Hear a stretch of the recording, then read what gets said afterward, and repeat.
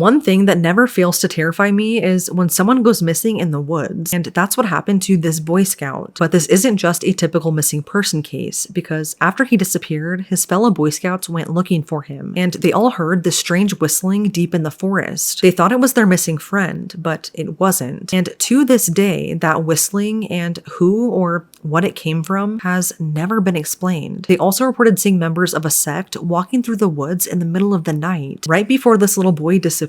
There are so many disturbing aspects to this case, and it is still unsolved. This is the mysterious disappearance of Marco Aurelio Simon, and it's one of the few cases that truly make me believe that something sinister is lurking out there, deep in the forest. So let's talk about it. Marco Aurelio Simon was 15 years old when he mysteriously disappeared on June 8, 1985. He lived in Sao Paulo, Brazil with his parents and twin brother. He was described as a pretty shy teenager, but still he had a lot of friends, and he had just become a senior Boy Scout. He was super excited for an upcoming Boy Scouts trip with his fellow scouts, where they were going to hike the Pico dos Marins, a really beautiful mountain range in Brazil. This mountain has one of the highest peaks in the state, and although it is pretty rugged and remote, it's not outrageous, and you don't need any special equipment or anything like that to hike it. On June 7th, 1985, Marco, 3 of his scouts, and their leader Juan set out for the small city of Piquete. Marco waved goodbye to his family, which kind of sucked for his twin brother because he was supposed to go on that trip as well. But at the last minute, he got sick and had to stay home. Little did anyone know at the time, though, that this would be the last time they would ever see Marco. Once they got into the mountains, the group set up their tents at the base of the camp. There they met a local tour guide who lived in a house nearby and knew the area pretty well. And this tour guide said that this area was a good spot to camp out for the night. After setting up their tents, the group went to a nearby river and started swimming. But once they got back to the campsite, they noticed that all of their tents and personal belongings were messed with. Everything was kind of strewn about, and it was obvious that their stuff had been gone through. So they asked the local tour guide that they met earlier if he saw anything. He said no, but it could be possible that the local dogs in the area ransacked their stuff. They kind of disregarded this and brushed it off as just being nothing. Later that night, the temperature dropped and it was really cold, so they built a fire, had dinner, and all settled into their tents, ready to doze off. They were all looking forward to hiking the mountain the next day, but it was that night that things started to get strange. The entire night, the Boy Scouts felt as if they were being watched. You know that really heavy feeling of dread that you just can't shake because it feels like someone is secretly watching you? That's what they all felt. Then one of the scouts saw someone walk by their tent, and at this point it was the middle of the night, so no one should have been up and out. Then Scout Leader Juan heard and felt someone physically hit his tent, but when he looked out to see if anyone was there, he found nothing. The next morning, all of the Boy Scouts talked about what happened that night, and they all shared the same experience of feeling like they were being watched and seeing things or people outside. Again though, they kind of just brushed this off, and eager to start their hike, they took off for the Pico dos Marins. This mountain is pretty steep, and it typically takes about 5 hours to reach the top, but about halfway through at around 2 p.m., one of the Boy Scouts stepped into a hole and injured his knee, and he was in so much pain that he couldn't walk any further. So Juan and the other scouts built a makeshift stretcher to take him back to camp. So he offered to go ahead of the group and cut the path in order to get back faster and get some help. All of the Boy Scouts said that this was a bad idea and that they should all remain together. But after much persistence, group leader Juan said yes and let him go. Juan told him to take some chalk and mark the rocks he passes with the number 240, which was their scout number. So Marco did, and the scouts could see him a few meters down in the distance. There was a big rock on the path that split the trail into 2, and the scouts saw Marco go left out of sight. Marco would disappear after this,